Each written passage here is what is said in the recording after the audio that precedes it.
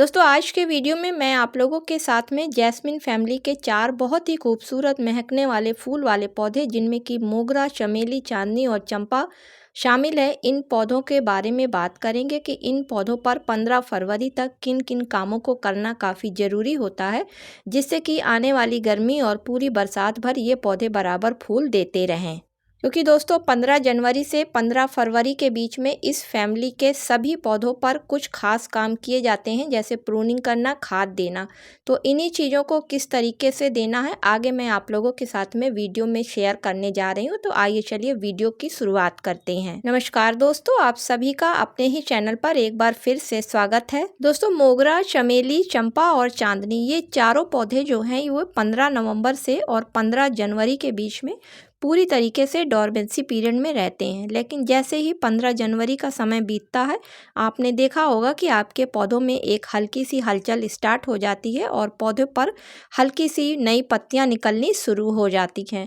लेकिन दोस्तों इन पौधों से अधिक मात्रा में फूल लेने के लिए इन पौधों पर कुछ ज़रूरी काम किए जाते हैं। तो आइए देखते हैं कि पहला काम हमें कौन सा करना है। तो दोस्तों पहला काम करना है पौधों के ऊपर प्रूनिंग करना। तो अगर आपका पौधा पिछले साल का यानी कि आपका पौधा 1 साल पुराना है तो आप उस पर लाइट प्रूनिंग कर दें। लेकिन अगर आपका पौधा 1 साल से पुराना है या फिर इससे ज़्यादा पुराना है तो आप उसके ऊपर हार्ड प्रूनिंग कर दें। हार्ड प्रूनिंग का मतलब है कि आप नीचे से लगभग 6 से 7 इंच पौधे को छोड़ दें, बाकी सारे भाग को प्रून कर दें।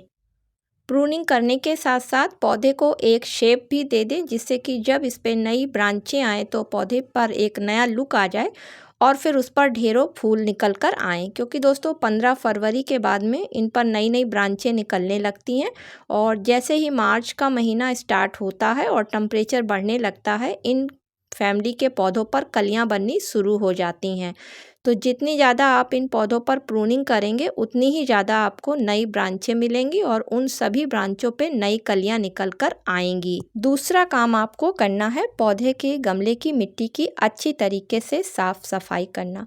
तो दोस्तों साफ सफाई का मतलब है कि अभी तक ये पौधे रेस्ट पीरियड में थे और अब ये धीरे धीरे बाहर रेस्ट पीरियड से निकल कर आ रहे हैं, तो इनकी जड़ें अभी पूरी तरीके से एक्टिव नहीं हैं। इसलिए जड़ों को आप धीरे से बचाकर जो भी खरपतवार उगे हुए हैं उनको हटा दीजिए। किसी भी तरीके की सूखी अगर पत्तियां हैं या फंगस लगी पत्तियां हैं तो उन सभी को मिट्टी से हटाकर मिट्टी को अच्छी तरीके से साफ कर दीजिए। अब आपको लगभग 3 इंच गहराई से जड़ों को छोड़कर गमले की मिट्टी को निकाल दीजिए। क्योंकि दोस्तों ये ऊपर की मिट्टी में अक्सर नमी की वजह से डोरमेंसी पीरियड में गए हुए पौधों में फंगस वगैरह लगने का खतरा रहता है। जब तक आप खाद को तैयार करेंगे तब तक गमले की मिट्टी में नीचे की तरफ हवा लग जाने दीजिए, जिससे कि जड़ों में हवा लग जाए और जो नीचे की मिट्टी में नमी है वो नमी दूर हो जाए। तो अगर आपकी तरफ धूप निकल रही है तो आप पौधे को उठाकर 1 से 2 घंटे के लिए धूप वाली जगह पर रख दें और अगर धूप नहीं आ रही है तो फिर पौधे को जहाँ पर आप साफ सफाई कर रहे हैं वहीं पर रखा रहने दें। लास्ट में तीसरा काम करना है आपको पौधों को फर्टिलाइज़र देना। तो दोस्तों जैस्मिन फैमिली के सभी पौधों को एक ही तरीके की फर्टिलाइज़र पसंद होती है, इसलिए इनको एक ही तरीके की और एक ही समय पर फर्टिलाइज़र दी जाती है, क्योंकि ये एक ही तरीके के सॉइल मिक्सचर में लगाए जाते हैं। तो सबसे पहले आप डीएपी फर्टिलाइज़र को ले लें, जिसको कि डाई अमोनियम फास्फेट के नाम से जाना जाता है और इसमें नाइट्रोजन तथा फास्फोरस काफ़ी अधिक मात्रा में पाई जाती है। नाइट्रोजन 18% होती है जबकि फास्फोरस इसमें 46% पाई जाती है।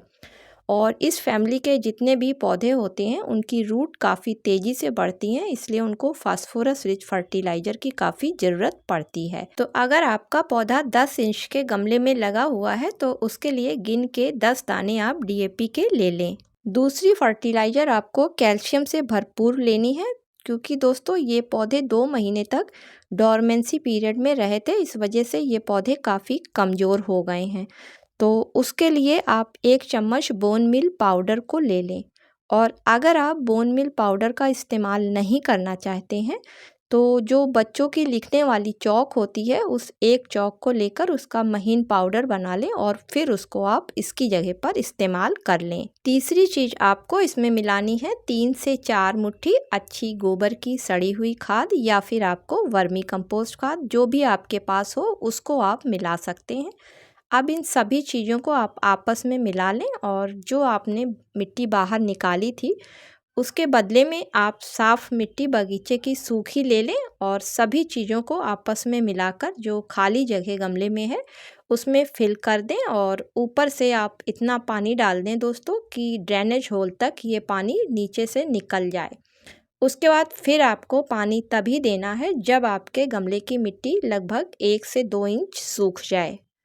तो दोस्तों इन तीनों कामों को अगर अभी आप जनवरी लास्ट में या फिर 15 फरवरी से पहले पहले कर देते हैं तो आप देखेंगे कि आपके मोगरा के पौधे पर एक नई ग्रोथ स्टार्ट हो गई है। साथ में आपका पौधा काफ़ी घना भी हो गया है और जैसे ही मार्च में टेम्परेचर 25 डिग्री के ऊपर जाएगा आपके मोगरा के पौधे पर फ्लावरिंग स्टार्ट हो जाएगी। उम्मीद है कि वीडियो आप लोगों को आज का पसंद आया होगा। दोस्तों पसंद आया हो तो लाइक शेयर करिएगा। मिलती हूँ किसी अगले वीडियो में किसी नई जानकारी के साथ में। तब तक के लिए दोस्तों हैप्पी गार्डनिंग।